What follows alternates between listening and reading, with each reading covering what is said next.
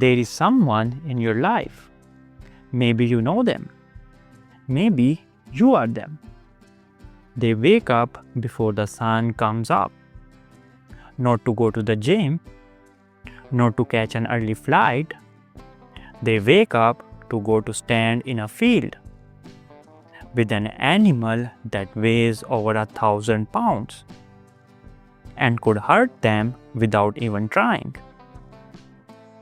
They spend money on this animal that most people spend on rent. They cancel plans. They skip parties. They cry when it is sick. And they will tell you completely seriously that this horse understands them better than most humans do. Now most people hear that and think, okay, that's a little much. But psychology says something very different. Researchers who actually studied people like this found that they don't just love horses. They share a specific personality type, a specific set of traits. And once you understand what those traits are, you will never look at a horse lover the same way again. Here is the thing. When most people try to understand why someone is obsessed with horses, they ask the wrong question. They ask, why horses? What is special about a horse? And they never get a satisfying answer, because that is not where the answer lives. The real question is, what does this person get from horses that they cannot find anywhere else? That is the question that actually leads somewhere. Because when psychologists started studying horse owners, riders, and people who grew up around horses, they didn't find a random hobby. They found a pattern. The same personality traits kept showing up. The same emotional history kept appearing. And the same psychological needs kept getting filled. And it was not a coincidence. It was a profile. And in this video, we are going to walk through exactly what that profile looks like, piece by piece. By the end, you will understand horse lovers on a level that most people, including many horse lovers themselves, have never thought about. Let's get into it.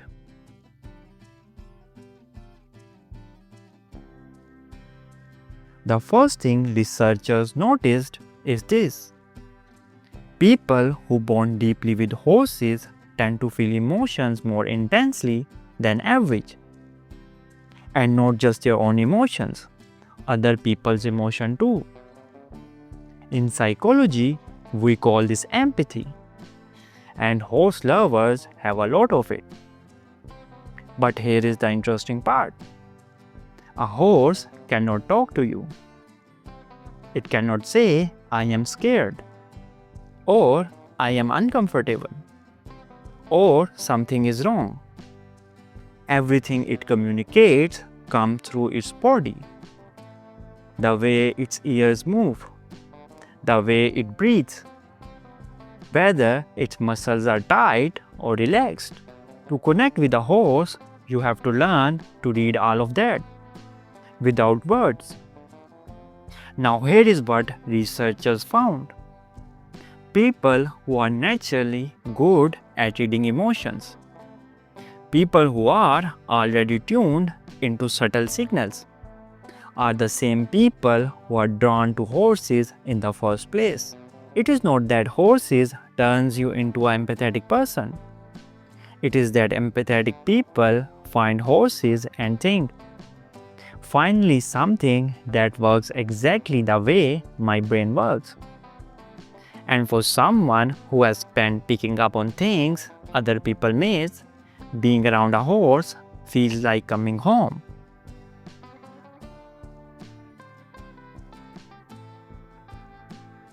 This next part is where it gets really deep.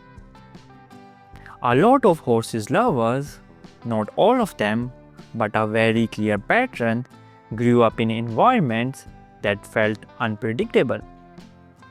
Maybe a parent who was emotionally unstable. Maybe an environment where the rules kept changing. Maybe people around them who could not be trusted to stay calm. And then they found horses. Now here is what makes horses special in this context. A horse is big. It is powerful.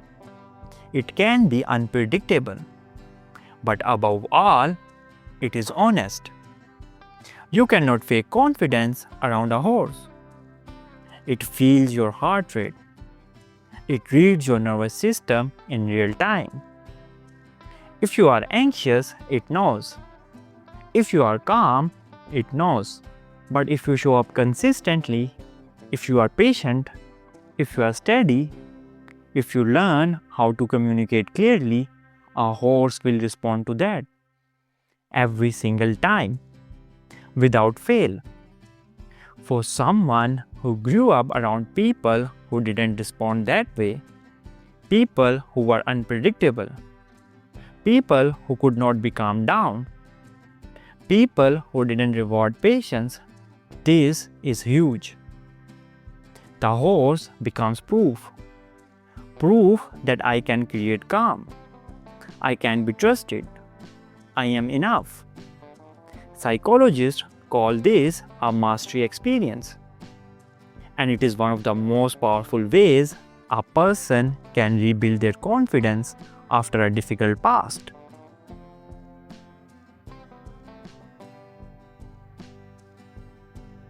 Here is a question. What would it feel like to be around someone who never judges you, who has no hidden motive, who responds to exactly who you are in this moment?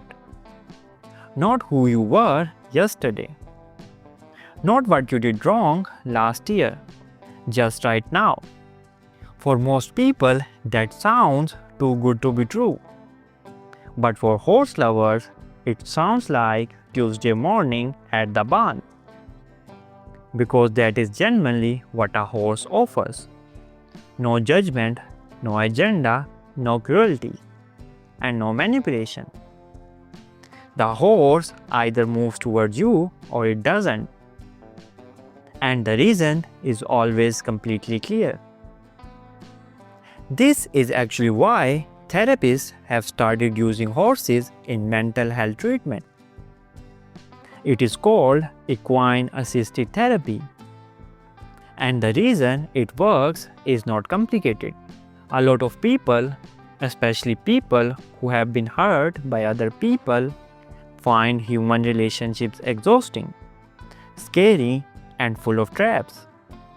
They have been manipulated, lied to, and left behind. So they build walls.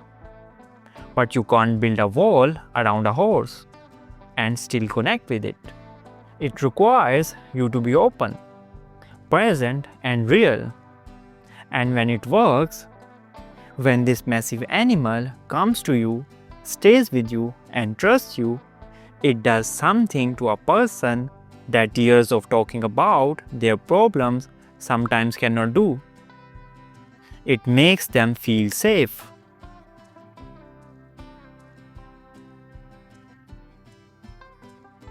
Ask any horse lover why they love it. Somewhere in their answer, almost every single time, you will hear the word freedom. That word is not an accident. Across almost every culture in human history, the horse has been a symbol of freedom, of wildness, of power that cannot be contained. That symbol is ancient, and it lives somewhere deep in how humans think about themselves. Now, psychologically, many horse lovers describe their everyday life as feeling controlled, full of rules and expectations, and roles they are expected to play, employ, parent, the responsible one. And then they get on a horse and gallop. And for those few minutes, every single one of those labels disappears. There is no job title, no to-do list, no version of themselves they have to perform. There is just speed and movement and wind and being completely alive in one moment. That is not just exercise. That is not just a hobby. That is a person finally feeling like themselves.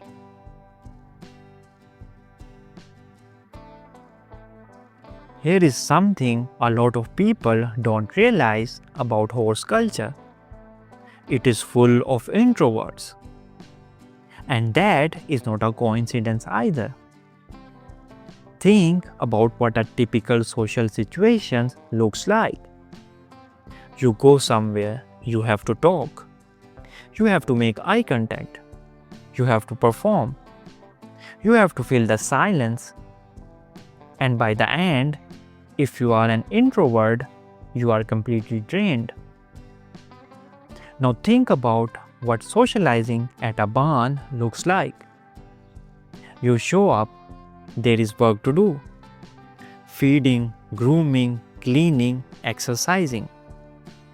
Conversations happen on the side, naturally without pressure. Nobody is sitting across from you waiting for you to say something interesting. You are both just doing something. And for introverts, that is the perfect social format. And the fascinating result of this is that horse people often build some of the deepest friendships of their lives inside that environment. Not despite the low pressure, but because of it. The barn gives introverts a place to connect with people in exactly the way that works for them. Side by side, doing something real, and no performance required.